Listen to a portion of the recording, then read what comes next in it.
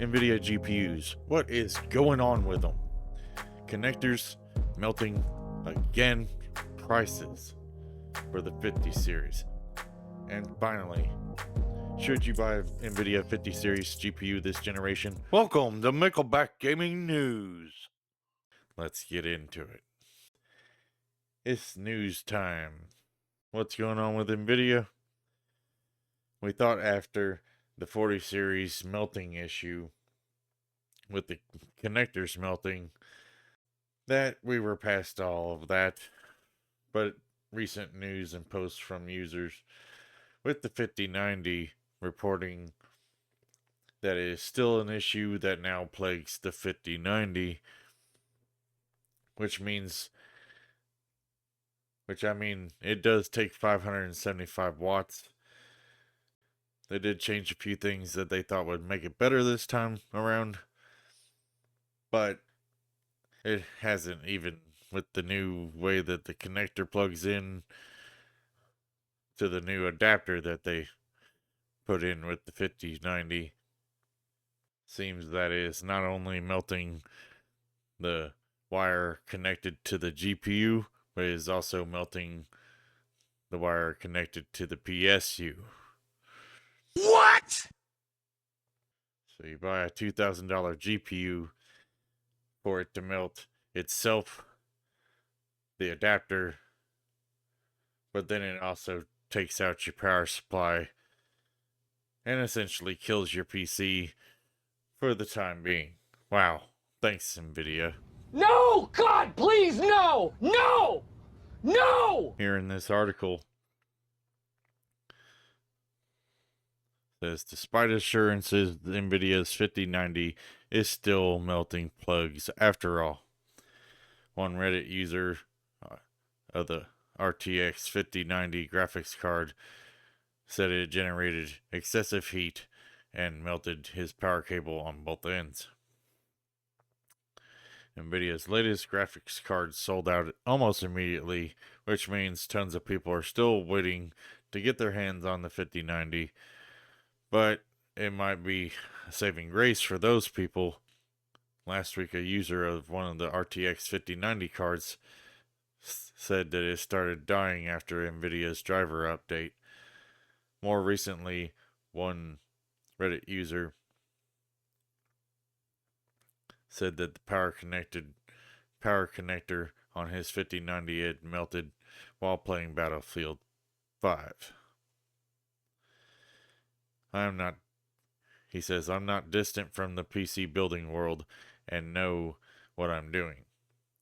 The cable was securely fastened and clicked in on both sides, GPU and PSU side. I noticed the burning smell while playing Battlefield 5. The power draw was 500 to 520 watts. Instantly turned off my PC, and well, you see here in this picture, it melted both ends of the same wire on both the 5090 and the PSU side. He noticed a burning smell and found out that the cable was badly damaged on both sides, the slot directly connecting to the graphics card and the power supply unit. The cable itself showed signs of burning and melting in some places. Some commenters blamed it on user error. So Ivan had a third-party cable and was, according to him, it was flawless. He had previous used the same cable with his RTX 4090. The GPU's power consumption was between 500 and 520 watts when the cable burned out, which should have been fine for the high-end card and its maximum TDP of 575 watts.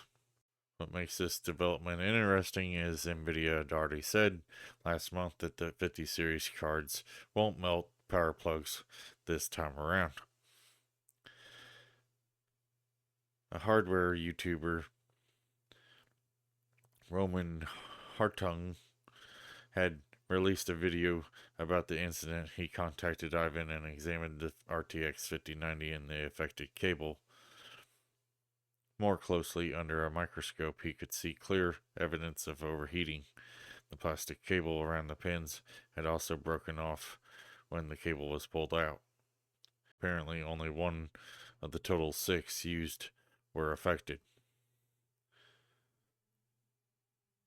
In another test that he ran on his own RTX 5090 Founders Edition, with the test programmed and examined the heat development with the thermal imaging camera.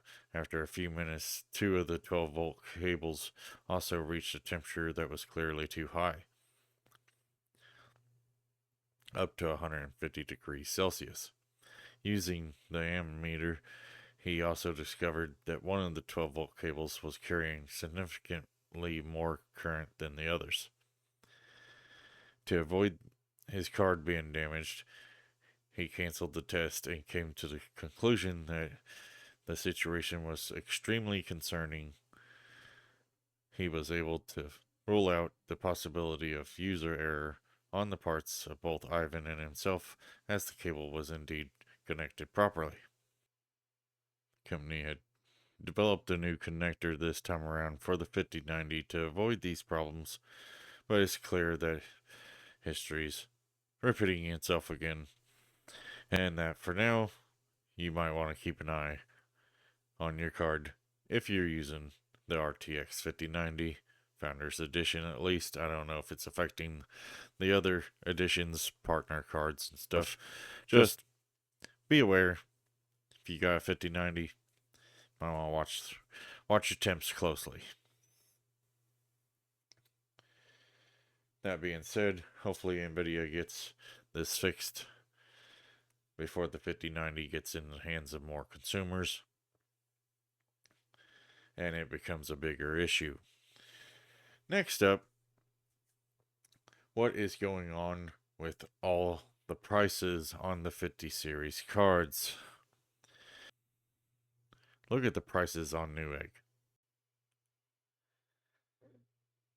The Zotac one is the only one that's coming in anywhere near MSRP at $2,199.99.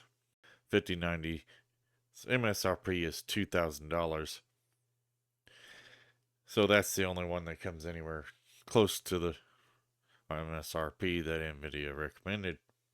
Of course, the partner cards are always going to be a little bit more than the Founders Edition. But, I mean, come on. The Founders Edition cards are really hard to find right now.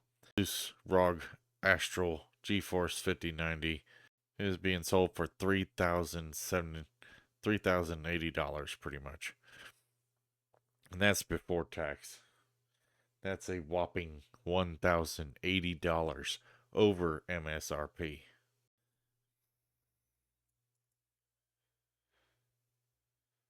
Even the OC edition can't justify the $1,000 price hike.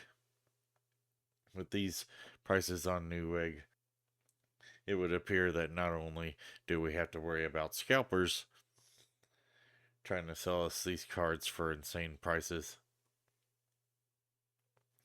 but the partners are doing the same with most of their from $600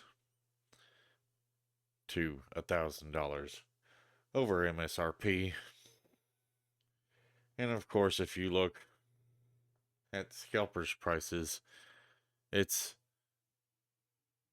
even one selling for $10,000.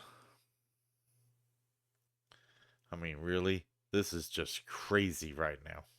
And it's not just the 5090s, it's the 5080s, and now even with the 5070 Ti. I had to let you guys know that I've seen the 5070 Ti, Asus GeForce RTX 5070 Ti Prime listed at $899. Now, the MSRP for the 5070 Ti is $749. This is $900. That's $150 over MSRP. And there's not a Founders Edition for the 5070 Ti.